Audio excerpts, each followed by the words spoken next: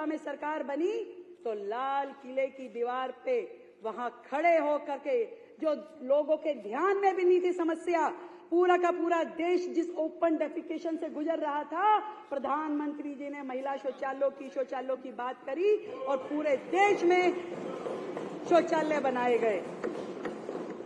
प्रधानमंत्री जी के इस विजन के साथ इसी के अनुरूप हमने घोषणा की थी कि दिल्ली की गरीब महिलाओं को प्रति माह 2,500 रुपए उपलब्ध कराए जाएंगे। और मुझे ये बताते हुए अत्यंत खुशी है कि न केवल इस योजना को महिला समृद्धि योजना के तौर पे लागू करने का फैसला 2025-26 में इसके हेड में हमने 5100 करोड़ रुपए का प्रस्तावित प्रावधान किया है। और साथ ही मातृत्व वंदना परियोजना के अंतर्गत जिसमें 21,000 रुपए गर्भवती महिलाओं को और 6 पोषण किट दी जाएगी, उसमें 210 करोड़ रुपए का प्रावधान किया है। पिछली सरकारों के विपरीत हमारी सरकार की नीतियां गरीबों को गरीब बनाए रखने और मध्यम वर्ग को बदहाल करने वाली नहीं होगी। सर्वे भवन्तु सुखिना, सर्वे सन्तु निरामया, ये भारतीय दर्शन के प्रेरित होकर हमारी सरकार झुग्गी बस्तियों में, अनारक्षित कॉलोनियों में, मध्यम वर्ग, उच्च वर्ग के इलाकों में रहने वाले दिल्ली वासियों की सुख सुविधा और स्वास्थ्य की समुचित व्यवस्थाएं करेगी। अध्यक्ष महोदय, जैसा कि मैंने पहले कहा है, पिछली सरकार के फाइनेंशियल मिसमैनेजमेंट की वजह से पिछले साल के बजट में निर्धारित खर्च की प्रतिबद्धता संसाधनों के अभाव में पूरी नहीं की जा सकी। अतः चालू वित्त वर्ष में आय और राजस्व की स्थिति को देखते हुए वित्त वर्ष 2024-25 के संशोधित बजट के अनुमानों को घटा करके 69,500 करोड़ करने का प्रस्ताव है। इस प्रस्तावित संशोधित बजटीय अनुमानों में 54,706 करोड़ रुपए का आवंटन राजस्व व्यय पर और 14,794 करोड़ रुपए का आवंटन पूंजीगत व्यय के ऊपर किया जाना प्रस्तावित है। 2024-25 के अनुमोदित बजट अनुमानों के में स्थापना और अन्य व्यय के लिए 37,000 करोड़ का प्रावधान किया गया है। संशोधित अनुमानों में इसे घटा करके 36,650 करोड़ रुपए कर दिया गया है। इसी प्रकार योजनाओं, कार्यक्रमों, परियोजनाओं के लिए अनुमोदित 39,000 करोड़ के संशोधित अनुमानों को घटाकर 32,850 करोड़ रुपए किया गया है। महोदय, 2024-25 के दौरान संशोधित अनुमानों में 163 करोड़ रुपए की द्वितीय और अंतिम पूरक अनुदानों की मांग की आवश्यकता होगी। इसलिए पूरक अनुदानों की मांग के अनुमोदन हेतु सदन में मैं अनुरोध करती हूँ। मैं सम्मानित सदन के समक्ष अगले वित्तीय वर्ष का अनुमान प्रस्तुत करती हूँ। मुझे फिर से ये घोषित करते हुए अत्यंत प्रसन्नता हो रही है कि इस वर्ष प्रस्तावित बजट अनुमान बढ़कर 1 लाख करोड़ रुपए का हुआ है और ये वृद्धि माननीय प्रधानमंत्री नरेंद्र मोदी जी के विजन के साथ उनके नेतृत्व में ही संभव हो पाई है। ये बात कहने में आज इस हाउस के माध्यम से मुझे गर्व की अनुभूति हो रही है। वर्ष 2025-26 के प्रस्तावित 1 लाख करोड़ रुपए के बजट की वित्तीय आपूर्ति 68,700 करोड़ रुपए के टैक्स रेवेन्यू से। आप ये मत सोचिए ये पूरा टैक्स रेवेन्यू एक बहुत बड़ा हिस्सा जिसे हम खुद जनरेट करेंगे। टैक्स रेवेन्यू से 750 करोड़ रुपए के नॉन टैक्स रेवेन्यू, 15,000 करोड़ रुपए लघु ऋण से, 1,000 करोड़ रुपए केंद्रीय सड़क निधि से और 4,128 करोड़ रुपए केंद्र पोषित योजनाओं से, 7,348 करोड़ रुपए भारत सरकार के द्वारा सहायता अनुदान से और बाकी राशि ओपनिंग बैलेंस से पूरा किया जाएगा। और इस पूरे के पूरे बजट में 1 लाख करोड़ में 72% जो है वो राजस्व व्यय है, कैपिटल एक्सपेंडिचर है और 28% पूंजीगत व्यय है। ये मैं आपको बताना चाहती हूँ। अध्यक्ष महोदय, इस बजट में हमारी सरकार ने 10 मुख्य बिंदुओं को फोकस एरिया जिसे हम कहें, 10 फोकस एरिया को मैंने लिया है। पहला, इंफ्रास्ट्रक्चर डेवलपमेंट, क्योंकि हम सब जानते हैं कि पूरी तरीके से दिल्ली को इस प्रकार से हमारे हाथों में सौंपा गया है जहां इंफ्रास्ट्रक्चर है ही नहीं। तो पहला हेड जिसमें बुनियादी सुविधाओं, पानी, बिजली और सड़क का विकास, इसे हमने लिया है। हमारा लक्ष्य है कि इस बजट से इंफ्रास्ट्रक्चर पे केवल बातें नहीं और एक मजबूत नींव दिल्ली में डाली जाएगी, जिसमें स्मार्ट इंफ्रा, स्मूथ रोड्स और सीमलेस कनेक्टिविटी, अब यही होगी दिल्ली की पहचान। अब दिल्ली केवल सिर्फ ट्रैफिक जाम के कारण चर्चा में नहीं रहेगी, बुलेट स्पीड डेवलपमेंट भी इसकी हकीकत होगी। ऐसा बजट हम प्रस्तुत कर रहे हैं। एक समय दिल्ली के मालिक दिल्ली को लंदन बनाने का सपना दिल्ली वासियों को देखा। मैंने बीच बीच में आकर के कुछ बोल जाते हैं। अभी कई दिनों बाद आए, फिर कुछ बोल के गए, बताऊंगी बाद में। दिल्ली को लंदन बनाने का सपना दिल्ली वासियों को उन्होंने बेचा, लेकिन टूटी सड़कें, ट्रैफिक जाम, इनकम्प्लीट प्रोजेक्ट ने इस महानगर को एक अराजक राजधानी बना दिया। विज्ञापन सरकारों ने इंफ्रास्ट्रक्चर के नाम पे केवल पोस्टर चिपकाए। जितना खर्चा योजना में नहीं होता था, उससे ज्यादा पब्लिसिटी एक्सपेंस होता था, उतना होर्डिंगों में खर्च होता था, उससे ज्यादा। मैं ऐसी अनेक योजनाएं आपको बता सकती हूँ कि योजना के मद में कुछ नहीं था, पर होर्डिंग का पूरा खर्चा था, अखबारों में पूरी ऐड थी, देश भर में थी। ऐसी सरकार जिसने धरातल पे विकास को ठप कर दिया। प्रधानमंत्री नरेंद्र मोदी जी की दूरदृष्टि से प्रेरित होकर यह बजट दिल्ली को आधुनिक, सुरक्षित और हाई टेक इंफ्रास्ट्रक्चर से सुसज्जित करने वाला बजट है।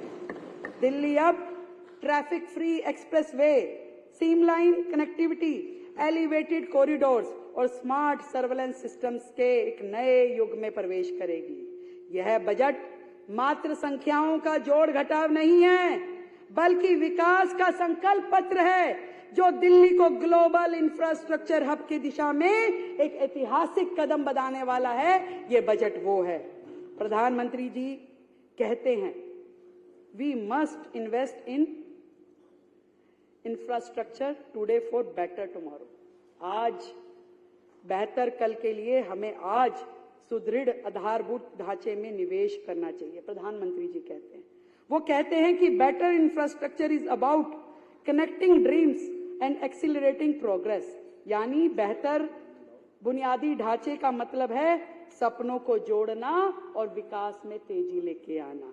प्रधानमंत्री जी के दिखाए हुए इस रास्ते पे चलते हुए मैं अध्यक्ष महोदय आपके माध्यम से इस सदन को सूचित करना चाहती हूं कि सड़क परिवहन राजमार्ग मंत्रालय भारत सरकार के द्वारा और शहरी विकास मंत्रालय के आदि के तहत उपलब्ध धनराशि के माध्यम से इंफ्रास्ट्रक्चर के प्रोजेक्ट को लॉन्च करके केंद्र सरकार के सहयोग से एनसीआर क्षेत्र के साथ दिल्ली की कनेक्टिविटी में सुधार के लिए 1000 करोड़ रुपए आवंटित करने का प्रस्ताव है।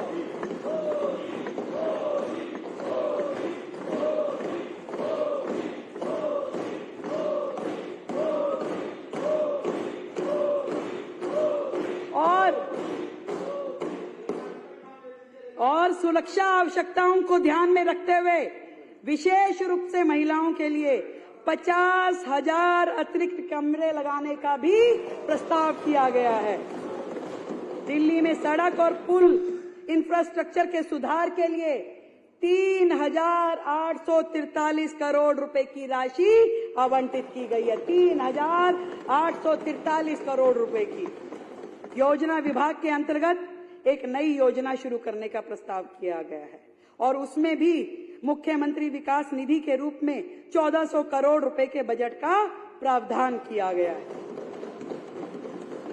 जो पहले की सरकारों में खर्च नहीं होता था, पड़ा रहता था, वो आपको छोड़ो अपने विधायकों को भी नहीं देते थे, उनकी भी प्रोजेक्ट फाइलें लटकी रहती थी। आप चिंता मत करिए, सबको काम करने के लिए फंड मिलेगा। सबको मिलेगा, चिंता मत कीजिए, सबको मिलेगा।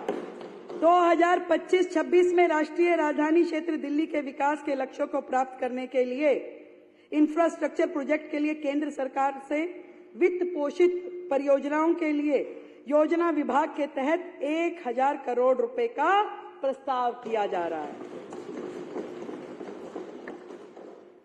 आज हम एक बार फिर दिल्ली को नया रूप देने के लिए प्रतिबद्ध है। हम एक ऐसी मजबूत और पारदर्शी नींव रखेंगे जिसे फिर कोई कमजोर ना कर सके। हमारा सपना है एक समृद्ध, सशक्त दिल्ली का, एक वैश्विक शहर जो हर चुनौती का सामना कर सके और दुनिया में नेतृत्व करने की क्षमता रखता हो, ऐसा शहर दिल्ली को बनाना है अध्यक्ष जी। देश की राजधानी होने के बावजूद दिल्ली का बहुत बड़ा हिस्सा आज भी झुग्गी झोपड़ी और जेजे कॉलोनियों में रहता है। पिछले कई वर्षों से भारी भरकम बजट रखा जाता था, परंतु खर्च नहीं होता था और उनमें बेसिक सुविधाएं भी मुहैया नहीं करवाई गई। कितने दुर्भाग्य की बात है। अध्यक्ष महोदय, भारत रत्न आचार्य विनोबा भावे जी ने कहा कि वास्तविक उन्नति तभी हो सकती है जब उसका लाभ सभी को प्राप्त हो, ना कि कुछ लोगों तक सीमित हो। सभी को प्राप्त होना चाहिए, तभी रियल डेवलपमेंट किसी राज्य की संभव है। और इसलिए झुग्गी झोपड़ी और जेजे कॉलोनियों में बुनियादी सुविधाएं मुहैया करवाने के लिए सरकार की ये सबसे बड़ी प्राथमिकता है। हम झुग्गी झोपड़ी और जेजे कॉलोनियों के विकास के लिए ड्यूसिप को 696 करोड़ रुपए आवंटित करने जा रहे हैं। 696 करोड़ रुपए।